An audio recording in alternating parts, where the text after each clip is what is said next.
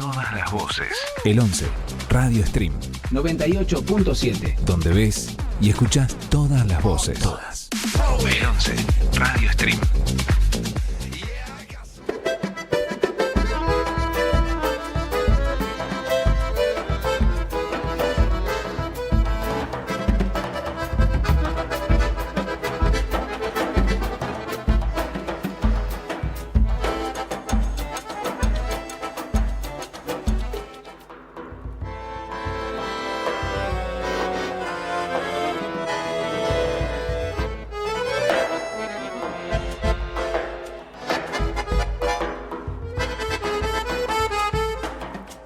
Muy buenas tardes, ¿cómo están? Estamos en Momento de Campo por el 11 Radio Stream a través de FM 98.7 MHz. Le decimos buenas tardes a Sebastián, que nos permite estar en el aire y poder compartir estos 60 minutos con toda la información del sector productivo de nuestra provincia. Hoy, bueno, voy a estar sola de este lado. Seguramente Sofi se va a sumar en algunos minutos nada más para compartir un poco de información de lo que nos trae nuestro sector productivo aquí en la provincia de Entre Ríos. Pero bueno, vamos a estar tocando distintos temas, un varieté de temas, vamos a decir. Vamos a estar poniendo la mirada en el crecimiento de los vinos entrerrianos, así para que te quedes de este lado y te sumes a este momento de campo. Vamos a estar poniendo la mirada en el suelo bajo la lupa, lo quisimos denominar, pero no desde la práctica profesional agronómica, desde lo productivo, sino más bien de alguien que está a punto de egresar y cómo lo ven los estudiantes de agronomía.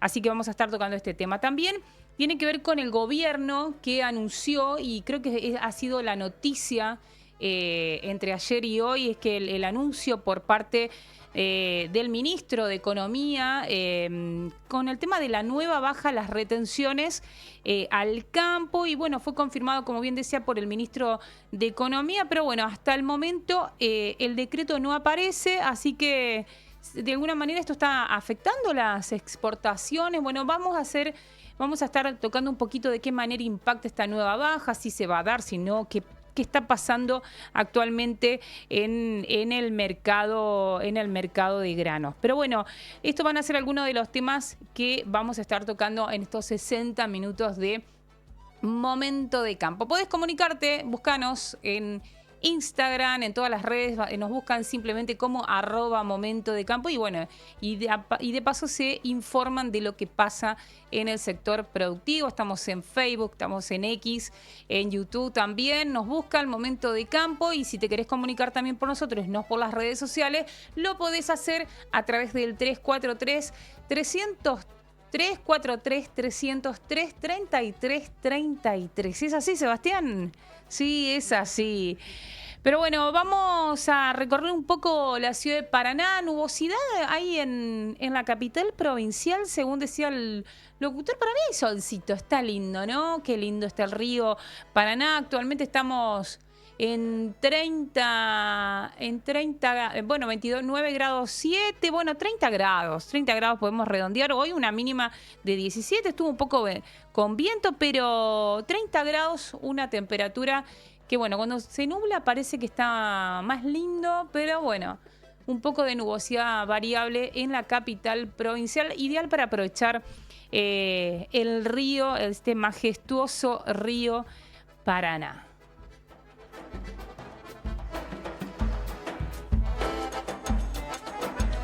Bueno, el tema de retenciones sin duda es el tema que estamos siguiendo desde ayer a través de estos anuncios que realizó el ministro de Economía.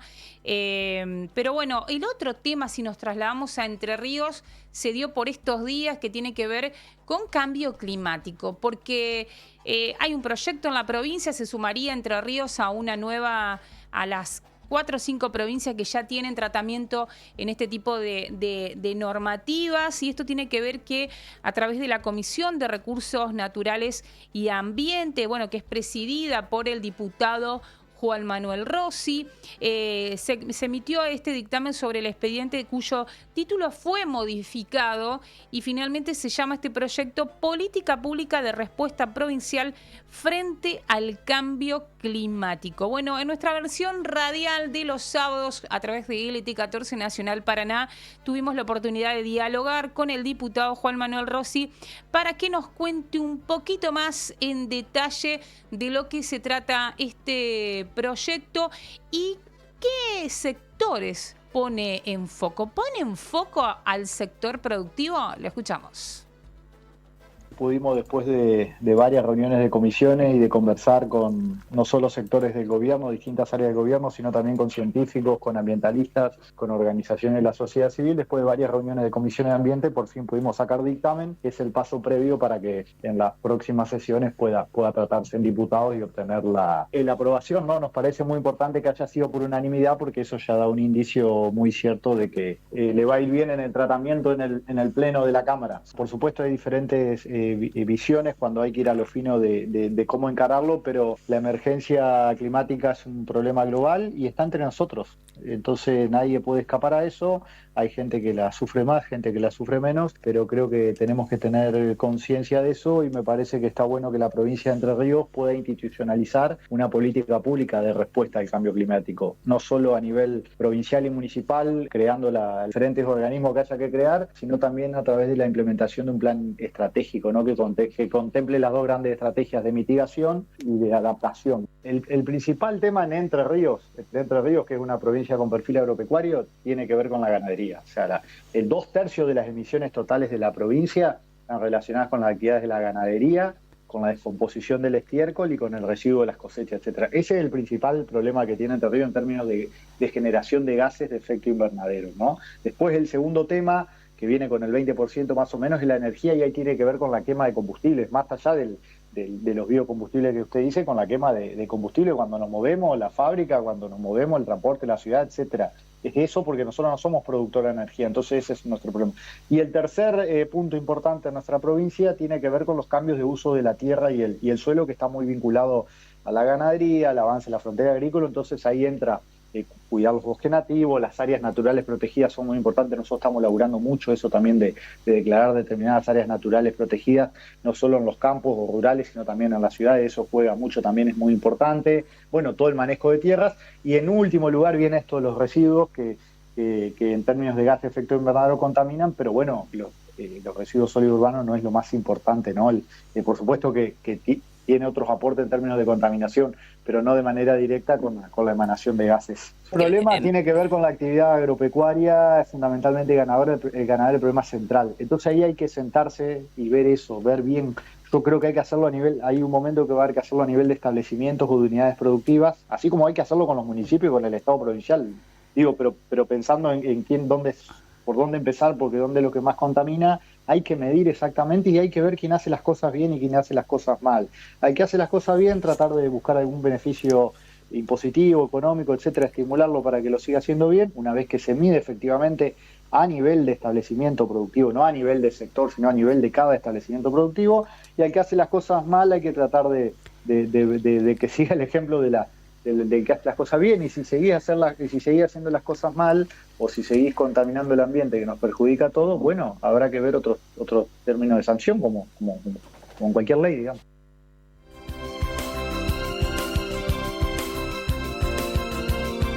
Y así escuchábamos al diputado Juan Manuel Rossi, bueno, compartiendo justamente un extracto emitido, bueno, una entrevista realizada por LT14 en Momento de Campo. Bueno, este tramo final fue a partir de la consulta que tiene que ver con que si Entre Ríos, ya que ponen el foco en el sector ganadero, puede ser otro potencial tributo en torno a la parte de los gases que emiten la ganadería, y tiene que ver con esta respuesta que nos dio el diputado. Así que bueno, la mirada a través de este proyecto justamente está focalizada en el sector productivo, con uno de los sectores que más contaminan, por lo menos bajo la mirada del diputado Juan Rossi. Nos vamos a la música, señor operador, quédese con nosotras aquí en Momento de Campo.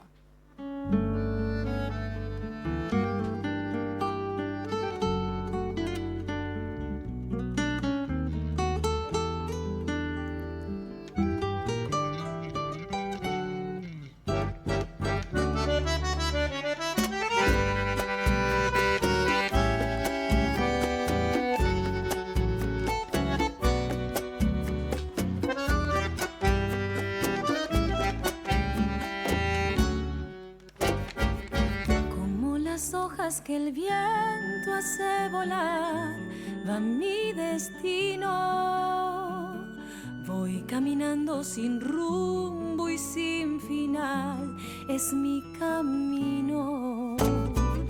La costanera y el río cantarán al lado mío, y con el tiempo mi mente ha de soñar aquel sonido. Pero al igual que yo te vi soñar al escuchar el viento junto al río, y me di cuenta que tu corazón, como mi corazón, latía sin sentido,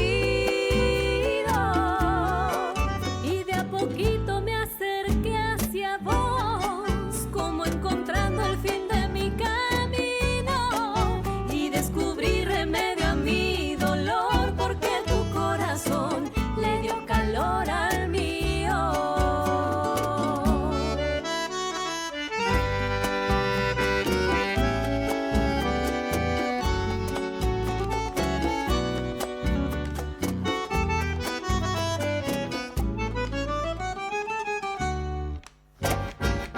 La costanera y el río cantarán al lado mío, y con el tiempo mi mente ha de soñar aquel sonido. Pero al igual que yo te vi soñar al escuchar el viento junto al río, y me di cuenta que tu corazón, como mi corazón, latía sin sentido,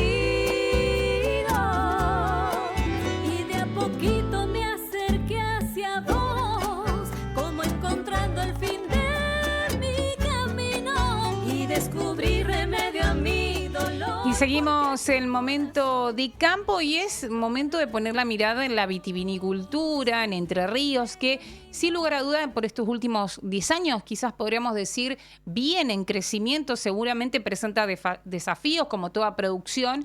El clima local puede ser uno y entre otros, ¿no? Pero entre viñedos que renacen y una tradición que late fuerte en el territorio, vamos a conocer más del vino en la provincia de Entre Ríos, de la mano de una de las primeras enólogas, podríamos decir, que tiene nuestra provincia. Le damos la bienvenida a Aymara Rodríguez Yuanás, técnica enóloga. ¿Puede ser que dije bien el apellido? Aymara, bienvenida. Hola, ¿cómo están? Bueno, muchas gracias. Gracias por la invitación y sobre todo gracias por comentar la vitivinicultura de nuestra provincia, que es algo esencial y fundamental para que esto siga creciendo. Claro que sí. Lo dijiste muy bien a mi apellido, además. Bien, bueno, un punto. Aymara, bueno, ¿siempre te gustó el vino? ¿Cómo y por qué nace este acercamiento a la vitivinicultura, o en este caso sería a la enología? A la enología, sí, primero, y luego a la vitivinicultura.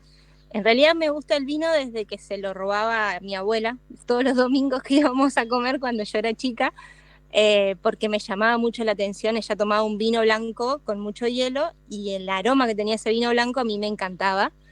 Entonces, bueno, era cuando me mandaban a juntar la mesa aprovechaba para probarlo, y obvio, no me gustaba porque el aroma era dulce y cuando lo probaba era algo súper seco, pero después con el tiempo y cuando te vas volviendo adolescente, en diferentes bebidas, y él fue una de las que más me gustó. Uy, perdón, esa fui yo. Ay, se nos cambió la imagen, ahí está. Estamos bien. Tuvimos Perdón. un poquito de corte. No pasa nada. Son cuestiones que tienen que ver con la conectividad. Por lo que vemos, estás en la ruralidad. Van de la mano. La falta de conectividad y la ruralidad van de la mano. Pero, Aymara, bueno, ¿cómo fueron estos primeros pasos vinculada a la enología, ¿no? Porque no hace mucho tiempo egresaste de esta carrera de estudios que se dicta en Concordia. En realidad, la carrera yo la hice en el departamento Colón. Yo soy de San Salvador, vivo en San Salvador, nací en San Salvador, que está, bueno, casi en el centro de la provincia. La carrera surge en el departamento Colón, en la ciudad de San José. En el 2017 se abre por primera vez y ahí es donde yo me inscribo porque había sido mi pendiente. Yo ya sabía a los 16 años que quería ser enóloga, pero bueno, por cuestiones económicas de la familia y porque solo se estudiaba en la zona de Cuyo, no pude realizar ese sueño. Así que cuando surge la carrera acá, me inscribí de una porque yo dije, este es mi momento, ahora me toca. Y bueno, durante 3 años cursé en San José, pero ahora esa misma carrera que sigue en San José también está en el departamento Concordia, donde yo soy profe.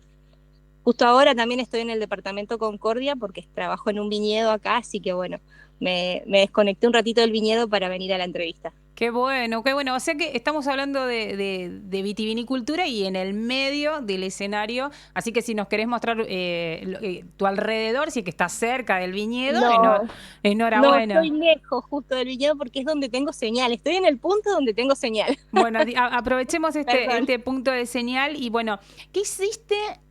Lo primero que hiciste al recibirte, ¿puede ser que fue producir tu propio vino?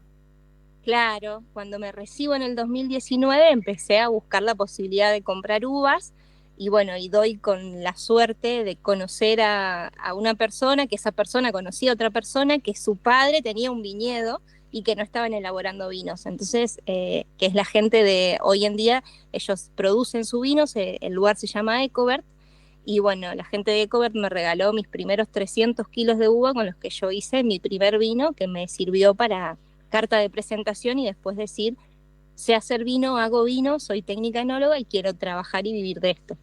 Y bueno, cuando justo cae pandemia, así que bueno, el vino que fue como mi tercer hijo en ese momento, lo pude cuidar, lo pude mimar y bueno, cuando se empezó a abrir un poco la salida de la pandemia, me empecé a presentar a diferentes lugares donde se reunían los productores y en una de esas doy con un profesor que me había dado en la carrera, le comparto de mis vinos y él me recomienda a un productor que estaba buscando la posibilidad de hacer su propio vino. Este productor es Gonzalo Alonso, así que a partir del 2021 entro a trabajar junto a Gonzalo Alonso y a su familia en su estancia, donde tienen un viñedito de 2 hectáreas y donde a partir del 2021 estamos elaborando el vino ahí. Así que ese fue el primer proyecto, la bodega Alonso Sáenz, el primer proyecto que me apaña y confía en mí y confía en que podíamos hacer vino juntos. Pero no es el único proyecto en el que estás abocada. No, estoy en algunos más.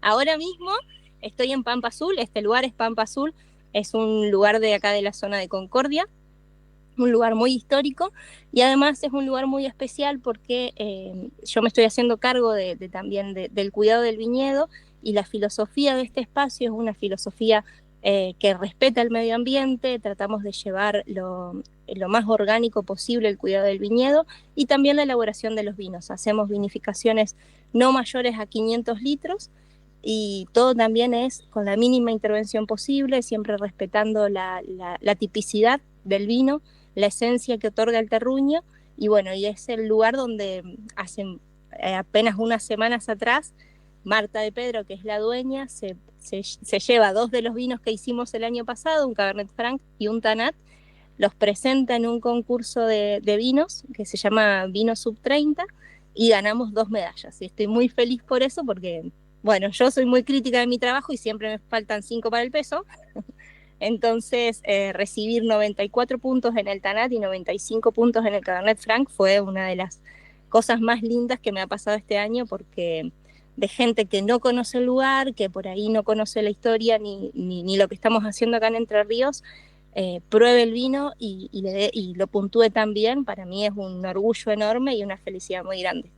Hay algo que fuera del micrófono, primero felicitaciones, pero fuera entre nuestros mensajes había algo que vos destacabas, si bien era por tu vino en particular, me quedé con algo que tiene que hablabas de, bueno, Hijos del Rigor, que es tu vino, sí. Siempre había algo que mejorar.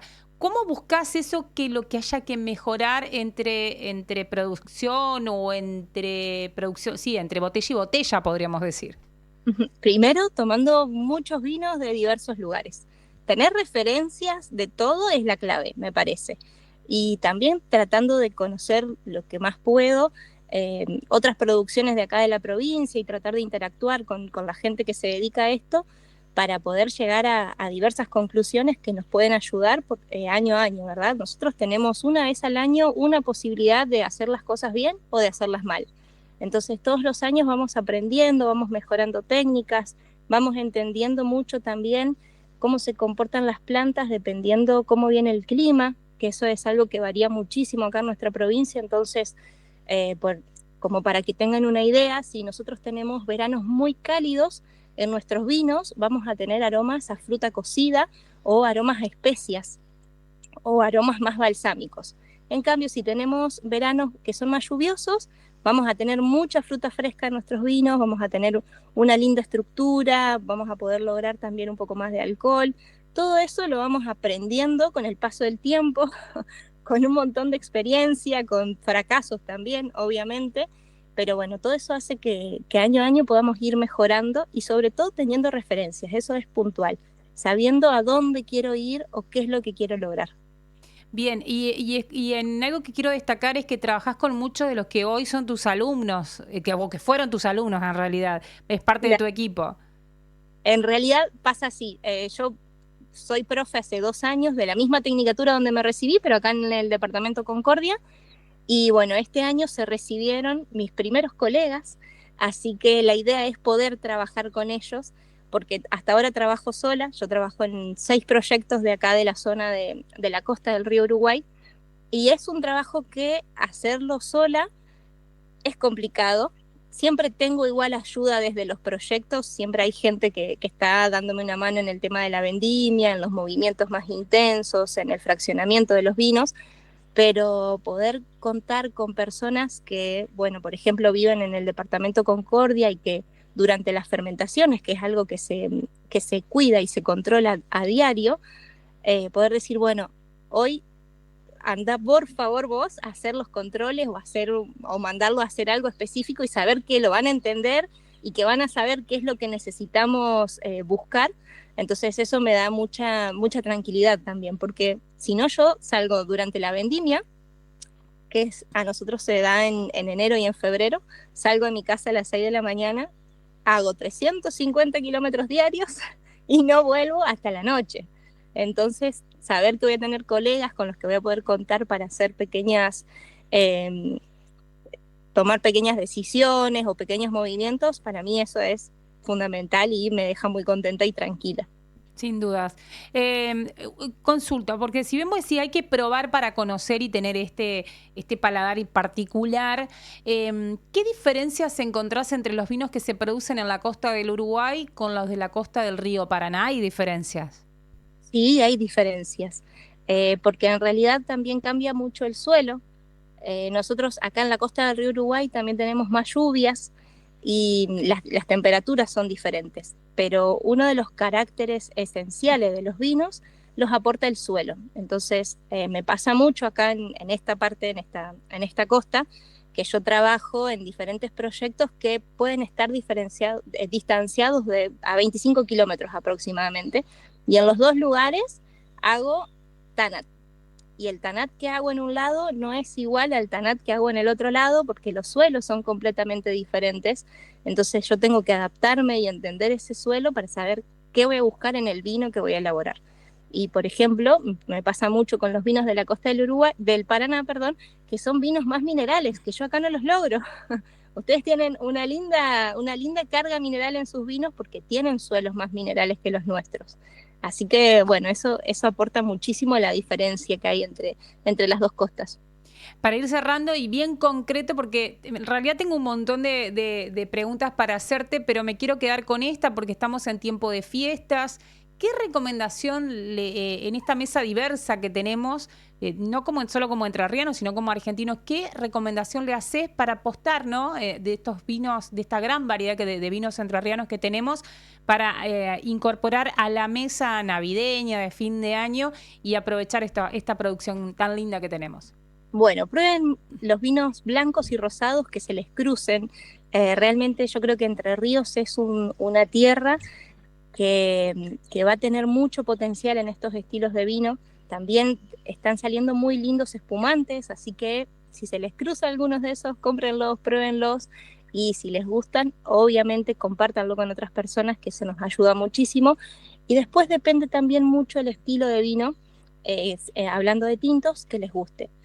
Pero siempre que vayan a probar un vino entrerriano por primera vez, traten de olvidarse de las referencias que ya tienen, de los vinos que ya han consumido y de los estilos de vino que les gustan, porque van a notar de que el vino entrerriano es distinto, es un poco más liviano, a veces tiene menos carga alcohólica, es un poco más complejo también de entender, pero cuando el paladar se adapta y la mente entiende que es algo diferente, es realmente disfrutable. Así que yo creo que hay que ser muy conscientes de que cuando van a probar un vino entrerriano, si es la primera vez, borren todas las referencias y que se animen a ser sorprendidos. Aymara, te agradecemos estos minutos, el momento de campo, y seguramente vamos a restablecer contacto para, bueno, dar respuesta a estos interrogantes que quedaron pendientes. Muchísimas gracias. Gracias a ustedes, un placer, y gracias realmente por divulgar la vitivinicultura entrerriana. Un abrazo. Muy lindo, chau, chau. Así pasaba, bueno, Aymara Rodríguez Jonás. Vamos un poquito a la música para ya presentar a nuestro próximo entrevistado.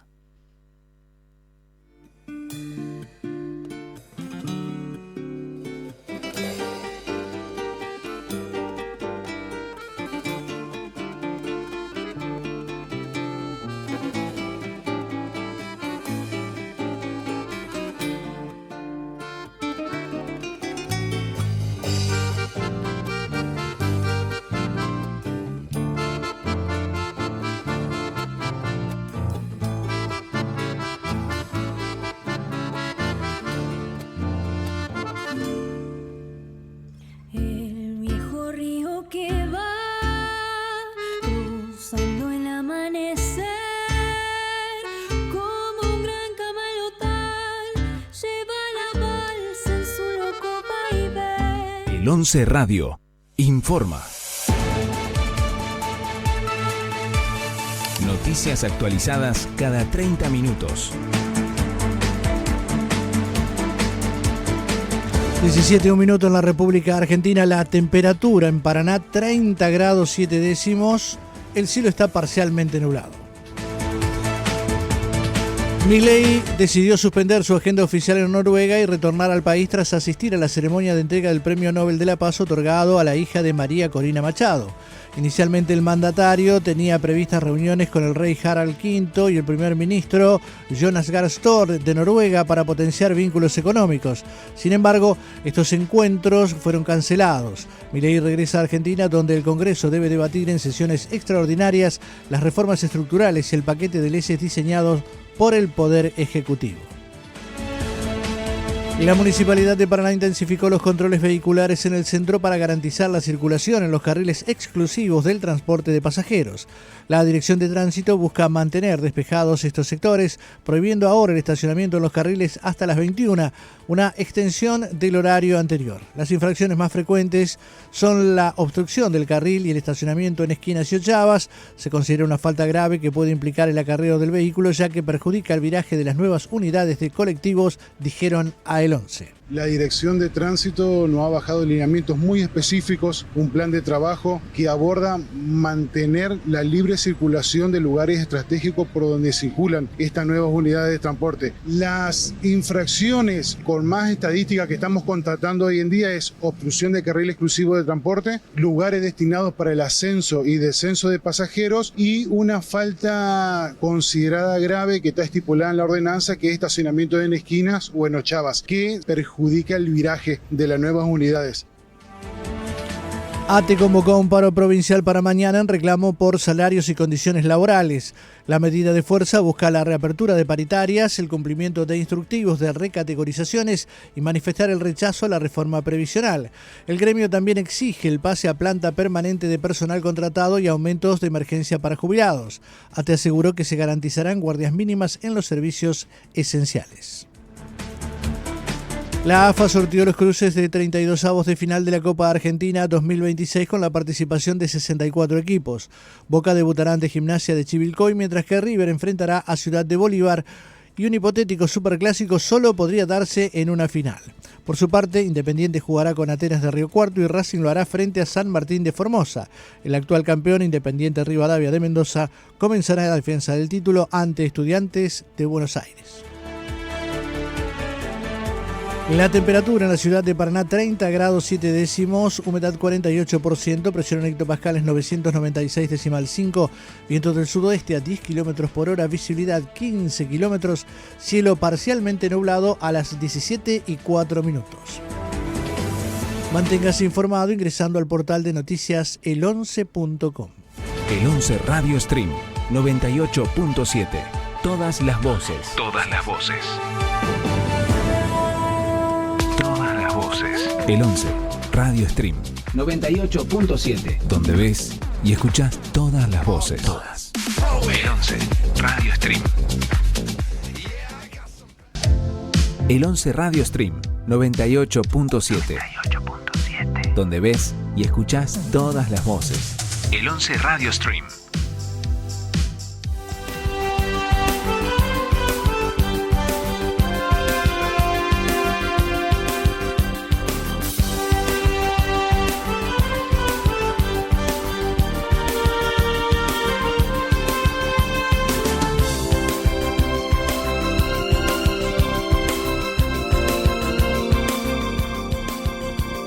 Seguimos el momento de campo y queremos poner bajo la lupa al suelo, justamente desde una mirada que alguien que se ha graduado, que esté por recibirse como ingeniero agrónomo, por eso le damos la bienvenida a quien sí se animó a este vaivén de preguntas. Bienvenido a Martín Ríos, que es estudiante avanzado de Ingeniería Agronómica de la Facultad de Ciencias Agropecuarias de la UNER. Bienvenido, Martín.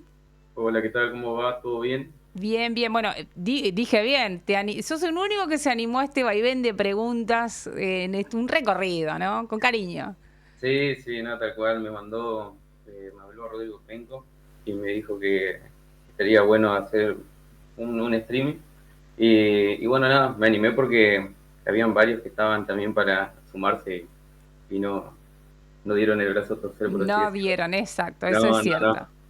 Pero bueno, ¿cómo, antes de arrancar esto de poner la mirada en el suelo, por así decirlo, destacar el rol del ingeniero agrónomo es fundamental, pero vos, ¿cómo evaluás tu futuro rol como agrónomo? ¿Sentís que la formación universitaria te preparó para el ámbito laboral o también la práctica, que mucho de eso, lo que estás haciendo, de alguna manera equilibra esta situación?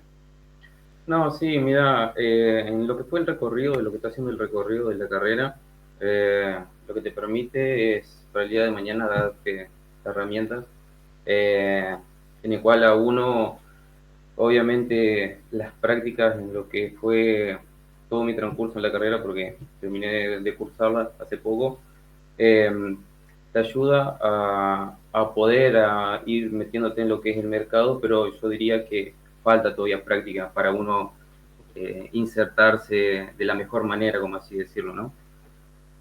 Claro que sí. Bueno, la idea no era hacerte preguntas concretas, pero sí cuestiones específicas. Si ponemos, sí, obviamente al suelo bajo la lupa, como nos gustó llamar a este tema en particular. Martín, sí, ¿siembra directa o labranza, o versus labranza? ¿Cómo lo ves? Mirá, yo lo veo, hoy en día la labranza convencional se ha dejado de hacer prácticamente por el hecho de que la topografía y el relieve que tiene Entre Ríos hace que a través de la misma tengamos problemas de erosión básicamente, que es lo que hace que hoy en día esté muy en auge todo lo que es la sistematización, ¿sí? Porque principalmente Entre Ríos tiene mucho problema de lo que es erosión hídrica, y esto hace que a través de la labranza convencional se magnifique a comparación de lo que es siembra directa. Con siembra directa nosotros no vamos a tener una remoción de lo que es el suelo, básicamente, por ende me va a permitir a mí tener ya sea rastrojo cubriendo el suelo, ¿sí? Ya que con la siembra directa yo lo que voy a hacer es una micro labranza, que es donde va a ir solamente la semilla, y esto va a generar que no tenga problemas de erosión, no voy a tener problemas de humedad, y tampoco todo lo que es los procesos de mineralización de la materia orgánica en el suelo, que hace que principalmente mantenga la estructura y los nutrientes necesarios para que el cultivo de su, por así decirlo, mayor respuesta potencial a los rendimientos. Y si hablamos en otro concepto, hablamos como por ejemplo la agricultura regenerativa, ¿esto de qué opinión te merece? Y lo que habla de mi opinión es que a través de la misma nosotros vamos no solamente a tratar de mantener la aptitud del suelo, porque uno lo que hace antes de realizar una planificación de lo que son las rotaciones de suelo, lo que se hace es una evaluación. Entonces, a partir de lo que es evaluación, yo voy a poder tener ciertos parámetros de cómo se encuentra ese suelo. Entonces, a través de lo que es la agricultura regenerativa, voy a tratar de no solamente mantener las características que tiene, sino que tratar de mejorarlos a través de lo que es la de tecnologías. Y cuando hablamos de rotación, la ganadería es un factor clave. La ganadería es un factor clave, principalmente de lo que son las rotaciones que tenés, tanto mixtas o lo que sería rotaciones ganaderas en sí, como vos estás diciendo, en donde tenemos cultivos como pasturas y verdeos, que eso va a mejorar mucho lo que es la aptitud del suelo, por el hecho de que vamos a tener el suelo mucho más tiempo cubierto, y lo que podría decirse, lo que no se ve sobre el suelo, que es la producción de raíces, va a generar que tenga una mejor estructuración el suelo luego, si yo quiero seguir con un cultivo de grano, como por ejemplo un maíz o una soja. La cuestión ambiental hoy de alguna manera obliga a lo que es la planificación de una forma quizás mucho más estratégica. Así que podríamos hablar de que es clave la planificación estratégica. Exactamente. Sí. No solamente eso, sino que si se debe hacer por el hecho de que dentro de una secuencia de cultivo, un cultivo detrás del otro va a generar que tenga mejores rendimientos. Por ejemplo, lo que se hace habitualmente, si yo hago un cultivo de, por ejemplo, una pastura, lo mejor sería luego hacer una gramínea, porque lo que va a hacer, por ejemplo, las pasturas, o en el caso, sí, podría venir también lo que es una leguminosa, como por ejemplo la soja, es absorber nitrógeno atmosférico, mejorando las características nutricionales de lo que es la solución del suelo para el cultivo que sigue, y lo puedo aprovechar. Martín, bueno, ayer fuera de micrófono, claramente hablábamos de que le dabas una charla a los futuros o los inscriptos al nuevo año de la carrera de agronomía. ¿Puede ser 1.000 alumnos? Sí. La semana pasada tuvimos una reunión de tutores pares, pues yo soy tutor par de la facultad, con tutores pares de todas las facultades, y me llegó el dato de que entre lo que son los alumnos que se inscribieron en las ingenierías, como en la tecnicatura de jardinería y de administración agropecuaria, están rondando en alrededor de los 1.000 alumnos. Bueno, eso es para celebrar, porque hace tiempo que creo que no pasaba, o por lo menos no se daban a conocer este tipo de noticias. Sí, el año pasado, mejor dicho, a principio de lo que fue este año, ingresaron alrededor de 650, 700 alumnos, algo increíble, porque es impresionante cómo se ve el movimiento dentro de la facultad. Pero bueno, ¿qué mensaje le darías a esos futuros ingenieros agrónomos o esos futuros estudiantes de agronomía que están a punto de iniciar ese recorrido académico dentro de la universidad? Que sean constantes, porque acá básicamente el que llega a la meta es el que tiene constancia, porque es una carrera que cuesta, no es fácil, y muchas veces los primeros años donde los chicos vienen desde la secundaria se chocan con lo que es la manera de estudiar, los tiempos, el no estar cerca de su familia, que hace que se vuelvan, y es solamente por falta de costumbre. Así que nada, yo lo que digo es que tengan paciencia, que pongan horas en la silla, que cuando uno menos se lo espera, ya está terminando el recorrido, como así decirlo. Y es largo, así que bueno, paciencia. Sí. Martín, Sí, gracias de acuerdo. por poner un poquito la lupa en el suelo con distintos ejes claves que hacen al desarrollo de la agronomía y bueno, y también estas buenas noticias que crece la cantidad de alumnos en la Facultad de Ciencias Agropecuarias, que son noticias importantes, por lo menos para el sector productivo. Muchísimas gracias. No, muchas gracias a vos por el lugar y que tenga buenas tardes.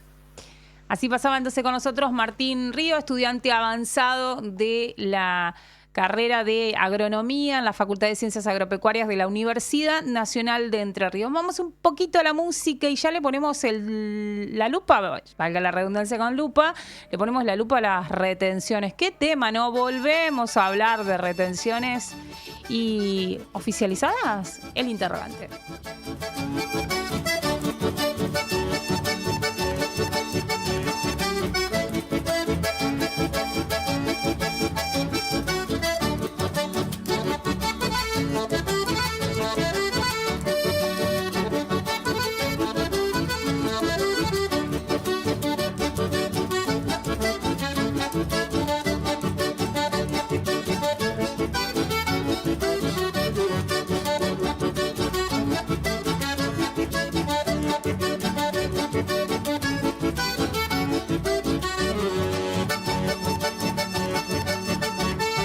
Hay que juntar la hacienda, así lo ordenó el patrón. Y como no soy chambón, me arremangué a la jornada. Las vacas desparramadas por todo el campo tupido. Sombrero bien ensumido a caballo entre palmonte. Contra bota y guardamonte chicoteaba el ramerío. Meta, gritos y silbidos y ayudado por la perrada, sacamos pa' la limpiada toda la hacienda perdida.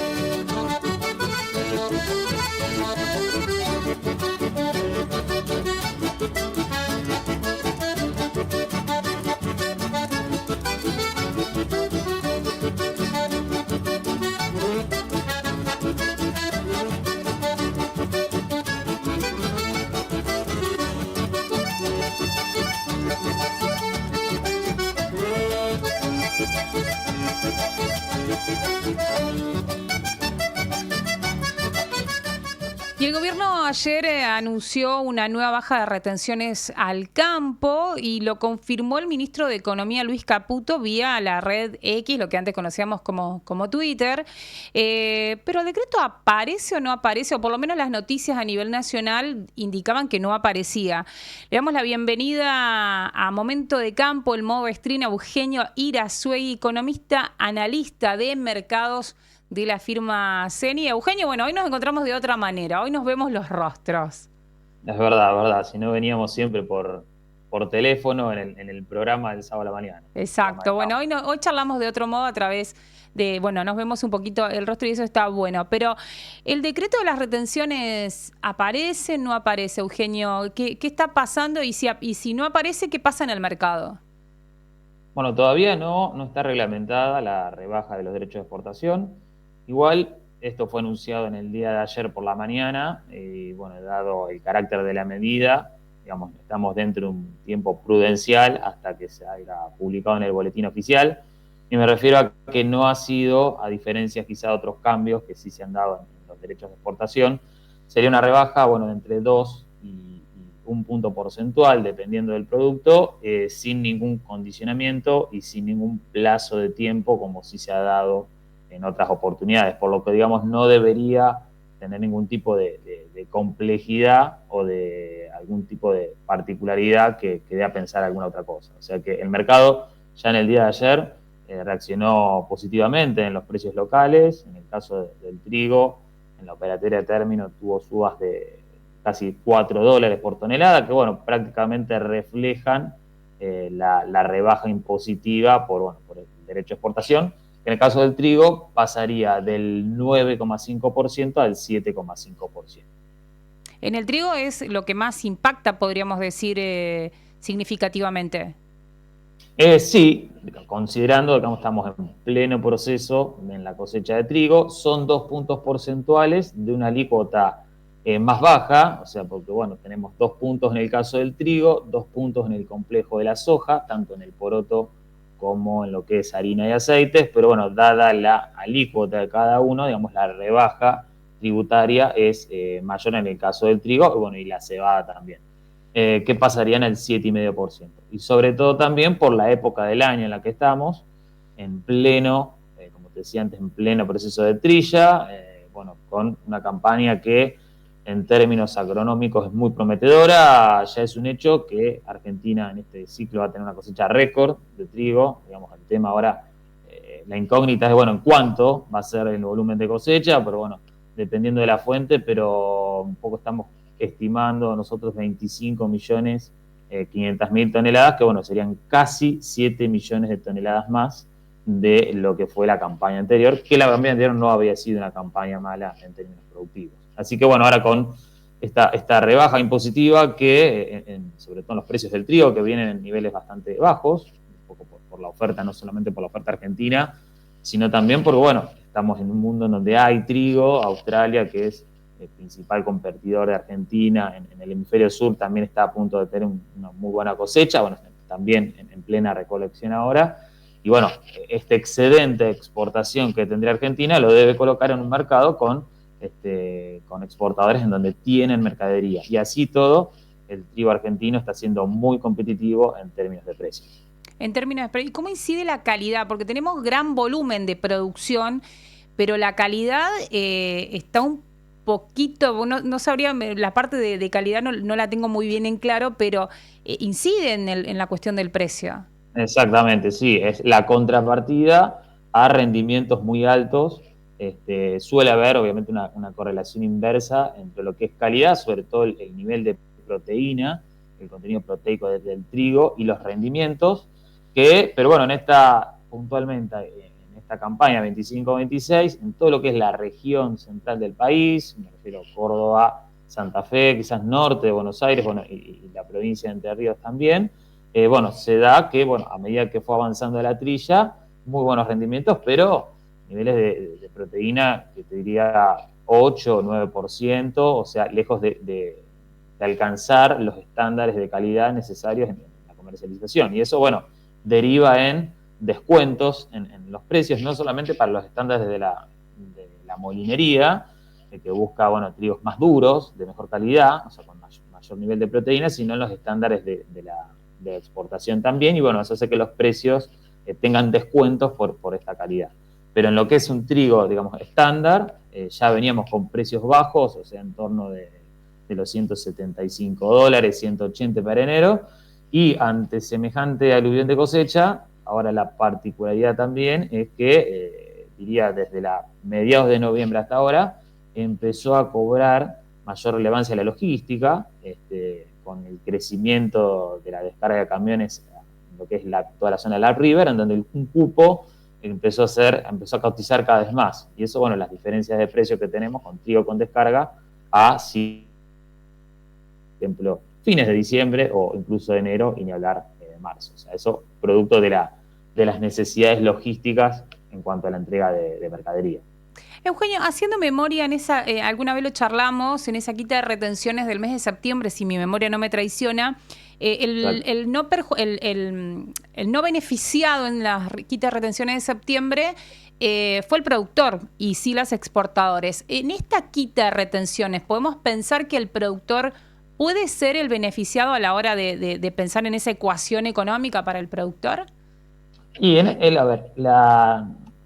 una rebaja en los derechos de exportación se traduce de forma inmediata en mejoras en la capacidad de pago del comprador. Porque si bien ya sea el exportador es el que abona el tributo, digamos, se traslada en forma directa al productor agropecuario. Y en el caso de la quita anterior, que no fue una rebaja, sino bueno, esos 3 días de retenciones cero, sí se vio trasladado al productor agropecuario, pero un poco de forma parcial por la forma en que se implementó. Pero va un poco al libre juego de la oferta y la demanda, en cuanto a, bueno, fueron 3 días en donde se hicieron una serie de declaraciones, sobre todo en lo que es el complejo de la soja, pero que hoy en día, si no hubiese sido por esa eliminación transitoria, hoy en día si no hubiese sido por ese decreto, los precios de la soja, tanto para la mercadería disponible, o sea, la soja vieja, como para la nueva cosecha, serían inferiores. Como que hay un híbrido, si uno compara las capacidades de pago, las variedades teóricas, que obviamente depende de cada comprador, pero si la va comparando entre lo que es con retenciones plenas o con retenciones cero, hoy en día tenés como un intermedio en los precios. Y eso porque, bueno, todavía falta volumen por cubrir de esas declaraciones que se hicieron en el caso de la soja. Destaco la soja porque, bueno, fue el producto en donde, por tener la alícuota de retenciones más alta respecto a los cereales, cuando se dieron estos derechos de exportación cero, bueno, fue el más favorecido, el producto más favorecido por la quita. En este caso, digamos, vamos a ver el decreto, ¿no? Pero si no hay ninguna sorpresa, debería, mismo lo que anunció el titular de Economía, una rebaja de entre 1 y 2 puntos porcentuales, sin ningún tipo de condicionamiento y de forma permanente. Es decir, no se estableció ningún plazo límite, ninguna fecha límite, por lo que, bueno, quedaría de forma permanente, al menos en esta gestión de gobierno. Eso es más que positivo, en el sentido de que, bueno, se traslada de forma más lineal a los precios que recibe finalmente el productor agropecuario. Bien, y por último, ¿puede tener un impacto esta quita de las retenciones, esta rebaja de las retenciones en el dólar? Y se supone, a ver, ya deberíamos englobar más variables al análisis, pero bueno, si no se mantiene o no hay ningún cambio en el resto de las variables, fomentaría un poco el ingreso de divisas por mayores exportaciones del sector agropecuario. O sea, toda rebaja impositiva, sobre todo el derecho de exportación, es como que devuelve, aumenta o mejora la competitividad de las exportaciones del sector, ya sea de los granos como de todo el complejo agroindustrial, y devuelve parte de la rentabilidad al productor. Y eso, bueno, un poco hace que Argentina se posicione un poquitito con un poco más de ventaja respecto al resto de los proveedores. Me refiero a los proveedores del comercio de granos. No nos olvidemos que en lo que es exportadores de granos y subproductos, el único que tiene derecho de exportación y de esta magnitud es Argentina. O sea, si Uruguay no existen las retenciones, en Brasil no existen las retenciones, en Paraguay no.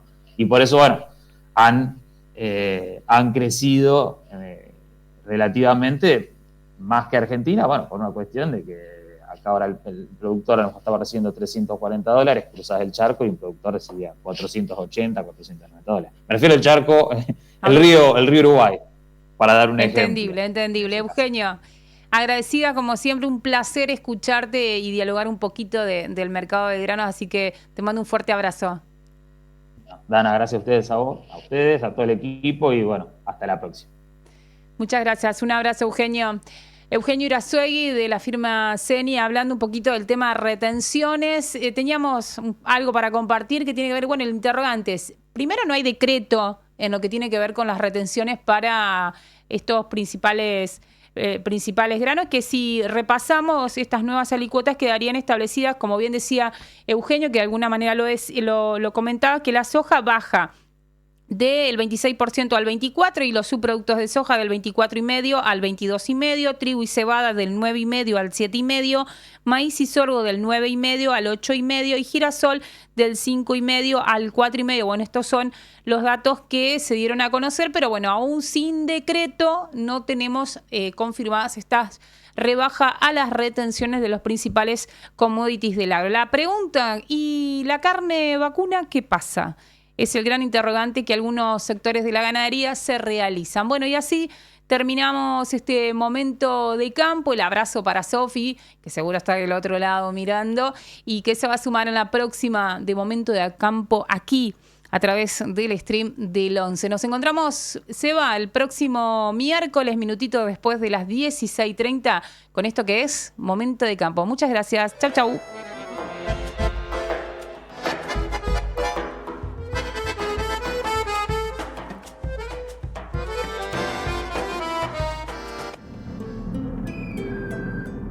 Hasta aquí, Sofía Ponce y Dana Olivera Taleb hicieron Momento de Campo. Una mirada femenina de la información agropecuaria.